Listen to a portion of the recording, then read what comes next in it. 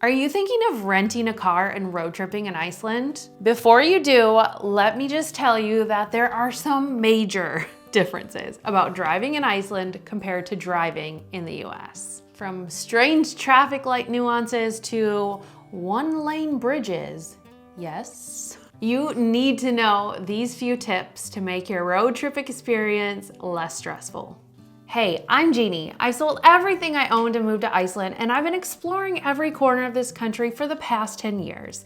I've written guidebooks and itineraries that have hundreds of 5-star reviews, and my mission is to help you plan the best trip ever.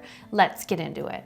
First up is the speed limit. Okay, so this one is a little bit tricky because in Iceland, the speed limit is written in kilometers per hour. Now, my European friends will have no problem with this, but for my American friends who are used to the speed limit being in miles per hour, this can be a little strange to wrap your head around. First of all, on the main highway roads, meaning like wide open, you're driving on the main highway of the country, 90 kilometers per hour, which is only 56 miles an hour.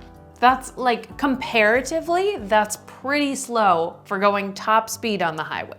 But you won't find a faster speed limit than that. And then if you're on some of the smaller roads, that's down to about 50 kilometers an hour. And then into the towns, that's down to about 20 or 30 kilometers per hour. So we are going slow.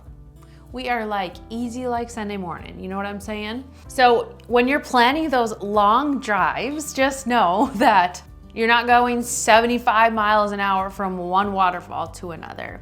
And pro tip, don't speed. So in Iceland, you don't have cops that are out patrolling and trying to, give people tickets, but you have speed cameras. And those are just as dangerous because you don't know when those are coming, and they will take a picture of your license plate and charge your car rental company. You will get a ticket. I made a video about how to avoid fines like this in Iceland, so make sure to watch that, but don't speed. Another one that might catch my American friends off guard is no right turn on red. So in the US, and I think this can vary state to state, but very commonly is when you come up to a red light, if you are in the right-hand lane, you can turn right, because if there's no one coming, you might as well go. You don't have to wait for the light to turn green. Not in Iceland. Even if there's no traffic coming, you have to stay put. You cannot turn right on red. And this is something that's not always signposted, and so just make sure that you need to think about this as you're driving around rather than just going ahead and doing so.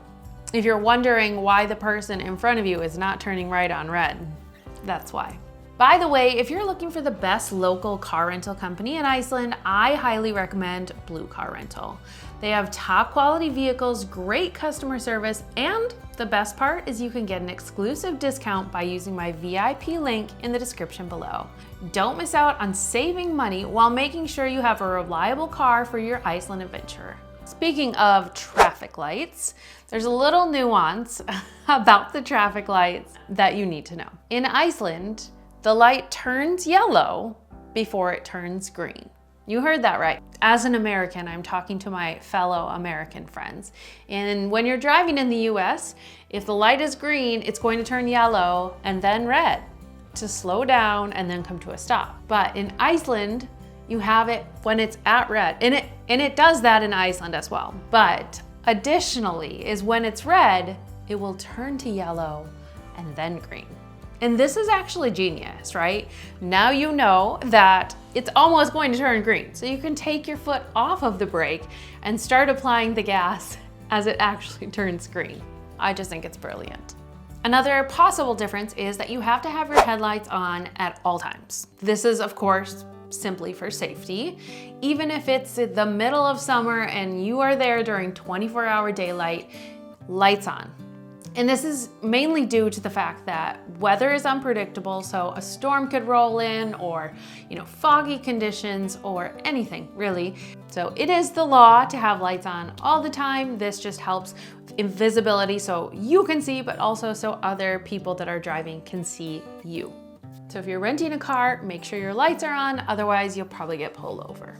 The last one is I guess not the most important one, but it is the most strange one. It's probably the biggest difference of all of the differences that there could be. There are 1-lane bridges and 1-lane tunnels in Iceland. I mean, this is bananas. This is frightening if you don't know what to do, and it's frightening, it's shocking if you didn't know to expect this. So let me break it down. The 1-lane bridges are mostly located in the south and southeast part of Iceland. So just know that as you're driving in that area, you can maybe expect a 1-lane bridge. The way to approach this is to slow down before you get to the bridge. And then as you're driving on, you'll see that there are little pull-off areas along the way. And so the car has opportunity to pull off if there is oncoming traffic to let the car pass. Yes, so you could be head on with the vehicle. And yes, you usually will see the vehicle, headlights on, that's why that's also important. But again, you're driving slower on this bridge just for safety. I know that they're trying to do away with these 1-lane bridges, but the infrastructure obviously has to take some time to keep up with that. The 1-lane tunnels are located in a few different areas of the country. There's one in the east, one in the north, one in the west yards. And for this, it's the same rule. You have to slow down, there's pull-off areas, lights on at all times. Just know that you probably won't come across these as often, but again, slowing down is your best bet here. Okay, those are your biggest differences between driving in the US versus Iceland. Did any of these surprise you? I hope this video was helpful and that you're able to tackle driving in Iceland with confidence. Thanks so much for watching. I'll see you in the next video, but until then, happy planning.